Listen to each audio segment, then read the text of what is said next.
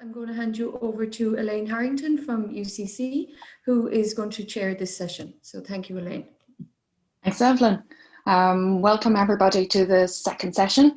A reminder that if you'd like to tweet, it is hashtag LAIRBG20. We have two fantastic speakers coming up now, and there'll be Q&A at the end. So if you'd like to pop any of your questions into the chat box, that would be great. First up is Gráinne MacLochlainn. She's worked in various roles in the National Library over a number of years, and for the last 10 years, she has worked in the Published Collections Department. This department is responsible for the care and management of most of the library's published materials, as well as for reader services in the main library building. Gráinne currently manages the services area, which includes the reading rooms, family history service, and reader registration. Between 2017 and 2019, she was responsible for a project involving the transfer of 350,000 items from the original West Wing storage facility as part of the National Library's major building programme. This project included stock checking, rationalising and renumbering 180,000 Irish books and serials. Since March, she has worked with a small team to provide reader services to the general public in a very new environment. So I'll hand it over to Gráinne. Hi, good morning. I hope everybody can hear me. Sorry, I just need to share my screen, and it is here. Now, can everybody hear that? Yeah, okay, good. Good morning, everybody, and I'm going to talk this morning about how the National Library closed in March of this year and then reopened back in June, only to close again more recently. So we closed in mid-March. Like many organisations, as part of the National Cultural Institutions, we were asked to close on the 12th of March. We didn't have too much time to prepare, so the Published Collections team, of a team of 20, only 3 of us had remote access and laptops. So we went off on the 12th of March and provided the online services that were the standard work that we would have done to back up the work that we did on site. So reference queries, reprographics, family history and ISSN. Thankfully, by the beginning of May, we had 6 additional staff who also had remote access. So we continued with the online services and looked, like others that have mentioned earlier, looked at other project work that was more suited to remote working, which included some collection work, digitisation and policy work as well. But we also spent a huge amount of time rethinking and working out how we were going to adapt services to provide for a safe return on site. And I suppose the reopening plans were guided by the following principles. The priority was obviously the safety of staff and visitors at all times. We needed to adhere to the government guidelines, and we also needed to provide only services only by appointment for the foreseeable future. We could only accommodate registered readers initially, and there was going to be no visitors to the main reading room, which is something that we would often have been busy with during the summer in particular. We also had to look at exactly what service we could facilitate once we opened. And we had to look at the revision of opening hours. We went from opening for 48.5 hours a week down to 30 hours a week. And it was much reduced. And that basically in order to ensure that both our staff and our readers could be safely accommodated. We reduced numbers in all reading rooms. We had to prioritise only the readers who wished to use the National Library material, and appointments were, rather than having a split day, we had to look at having appointments in our reading rooms for full days only. And this was predicated on the issue of needing to have a clear message for all of our readers coming in and those who wish to use our special collections materials as well as our main reading room materials. So we knew that we could only facilitate 1 session a day for all of the groups. And also then one delivery a day of 8 items was also what we went with. In terms of quarantining the material, initially there were many opinions on what constituted the best quarantining of material. Was 72 hours required? Was it 24 hours as suggested by the CDC in America? We went with 72 hours, which was the EU, it seemed to be EU best practice. And obviously we also needed to enhance our online services as much as possible. So when we closed the main reading room back in March of 2020, we had previously had a drop-in service, and there were 75 seats available. The majority of material was ordered for the same day delivery, and there were PCs and laptops for access to the e-resources, and they were freely available to readers. We also opened 6 days a week, including Saturdays. When we came to open again on the 29th of June, services were now linked, services were by appointment only and linked to our new online ordering system. There were only 14 seats available, and these were clearly marked, and there were routes to each of the individual desks clearly signposted. Material had to be ordered 7 days in advance. It was left then at the reader's desk rather than the reader collecting the material. There was no off-site material being issued to readers. And there was a reduced number of PCs and laptops available, and these all had to be booked in advance. So no evenings, no Saturdays.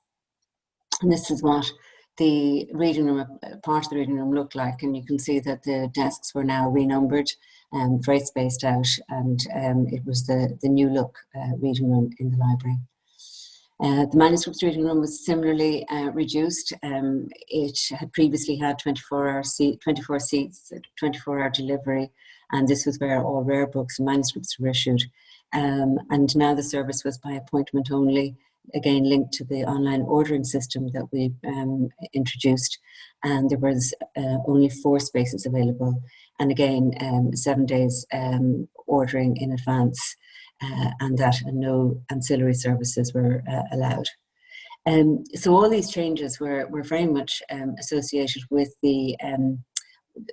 there was physical changes that were required as well. So things like the plexi screen at the counter, the reading room counter, removal of the signature book, no pencils allowed, this one-way system in the reading room with all the additional signage that went with it. These were the physical changes that were needed, and you could see very early on that they did have an implication for readers coming into us. There was a slightly less confidence by readers coming in, and also staff, and the interaction between staff and readers was noticeably reduced for obvious reasons. And it was difficult initially, in particular, to ensure that there was confidence brought back into the reading room. Things like readers being asked to wipe down their own PCs, that there was no self-service copying of material, and that there was even this protocol for accessing reference material that was around the reading room. There was no access to the microfilm reading room initially, and we had to record all reader appointments for possible contact tracing. These were all very different situations that we hadn't envisaged a year ago. And you can see there the main reading room counter with the plexi screen glass there. It was just one more physical change that readers were faced with when they came into the reading room initially.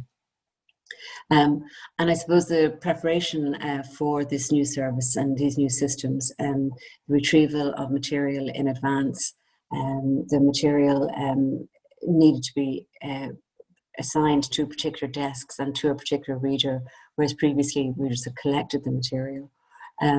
All of this, the material then at the end of the day being collected and quarantined and returned to the quarantine space, which was, thankfully, because of the new bookstore that we had, we do have growth space there, and we were able very much to have this, an area cordoned off for this.